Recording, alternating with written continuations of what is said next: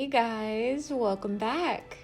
I'm so excited to share with you how you can make some bomb orange chicken with only 5 ingredients. Alright, so the first thing you want to do is get 2 bowls, 2 eggs, and a fork. Add 2 cups of cornstarch in one bowl and whisk together 2 cracked eggs in the other bowl. Then we're going to grab our chicken. I like to use thinly sliced chicken breast because it's easier to cook, cooks faster, and it's lighter. There's no fat, so I love it.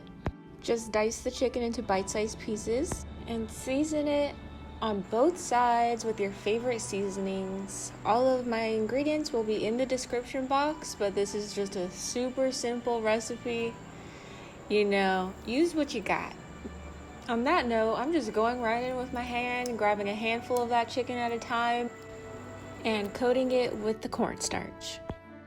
Dust off any excess cornstarch and let it swim in that oil for about 5 minutes. Make sure that this oil is already boiling hot before you put anything in there. That's what's going to give it this crunch. Look at this crunch. You guys, I could eat it just like this, I swear. There's so many different sauces I'm thinking about coating this in. Lemon pepper would be my next favorite. So just throw it into a plastic bag with paper towels in there if you want to absorb most of the oil. But look at that. Yes. So good, guys. I got this sesame teriyaki sauce from Target. It has soy sauce, ginger, and white sesame seeds in it. It kind of tastes like a mix between orange chicken and teriyaki. It is really good.